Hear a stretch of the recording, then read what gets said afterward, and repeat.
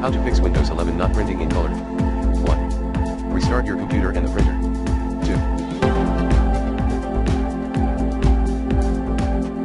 On printer troubleshooter. 3.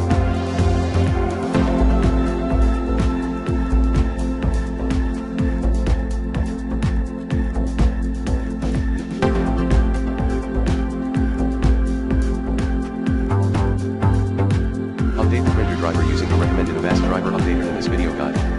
Plan B, or make the print spooler service run automatically. 5. Uninstall a recent Windows update. 6.